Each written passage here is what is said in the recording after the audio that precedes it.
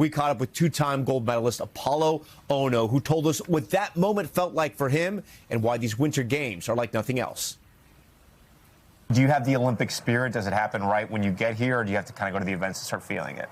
I mean, when I arrive, there's like this anticipation, a little bit of anxiety. But when you walk into the arena, I mean, particularly when you watch the opening ceremonies, that's the shift from me to we for all the athletes, where they've been training for 4, 8, 12 years of their life dedicated towards this minute-long moment. And then all of a sudden, there's this like cognitive shift that happens, and they're like, whoa, this feels bigger than me. I feel this incredible support, this unification around one team, Team USA. Yeah. And then some of the athletes, they harness the power of that to compete like out of their minds. Right. When you walk into the rink, though, and there's a skating event, you kind of get butterflies. Does it feel like, oh, man, do like old memories come back? Old memories come back, old physical habits come back. Yeah. So as I was watching, for example, I went to go watch Jordan Stolz win his like remarkable 1,000-meter gold medal.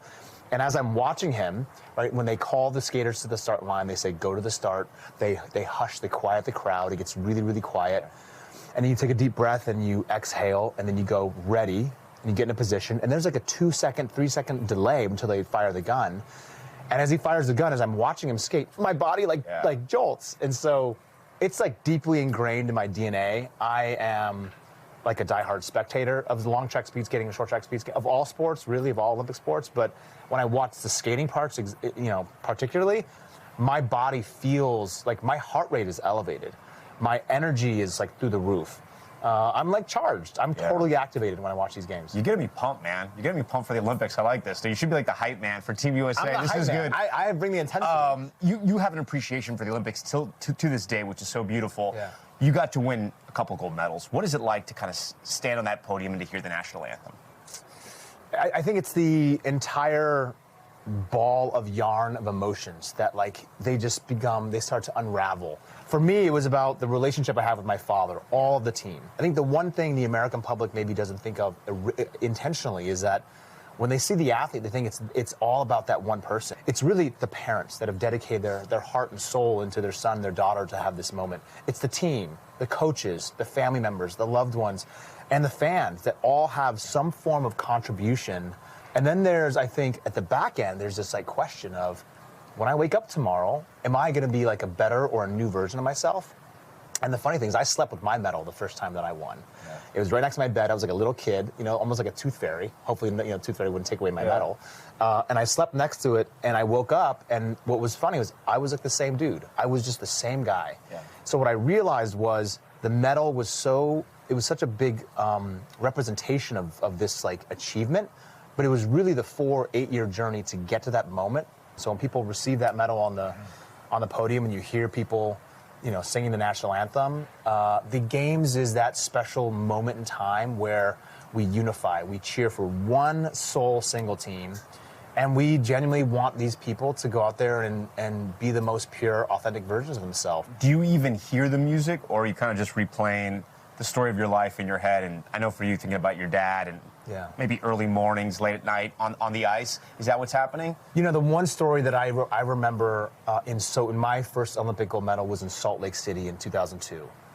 It was a very special moment. The country needed the games badly. We didn't have social media back then as much, and so when we watched the games, we were there, present. It meant everything. And I remember when they began raising the flag up slowly.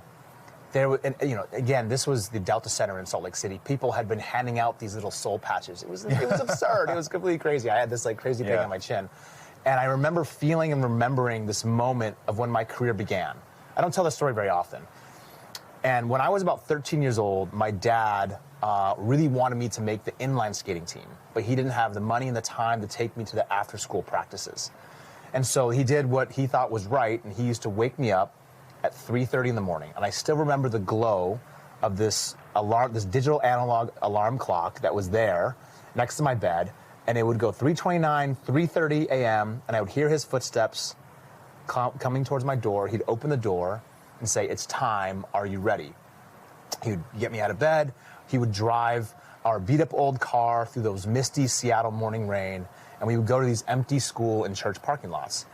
And he would be there with his wooden clipboard and the lights are on in the car, right? That provide some lights, and he would like duct tape a light around my helmet, and I would skate around in those early 3:45, 4 o'clock in the morning time zones. But that was what I remembered because that's where it began. That was the intentionality of, we don't have much, but you're going to figure out a way, and I'm going to teach you that anything you desire in life is achievable, but you have to walk through the door. And so he was trying to teach me the power of discipline and structure and hard work and resilience at the age of 13. And then, you know, as my career went on, my relationship with my father became even tighter.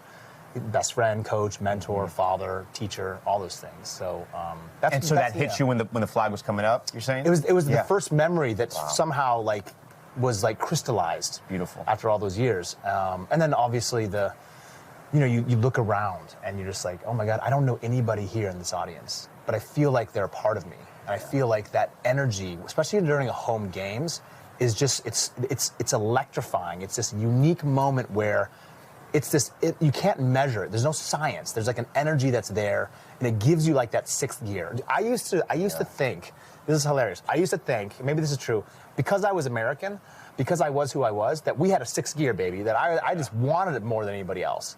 And because I was representing 300 million strong, that I was going to somehow extract some additional layer of strength and power to go through those corners. And as you know, the power of the mind is really powerful, whether it's placebo or not. The placebo is very real. We thank you for watching, and remember, stay updated on breaking news and top stories on the NBC News app or watch live on our YouTube channel.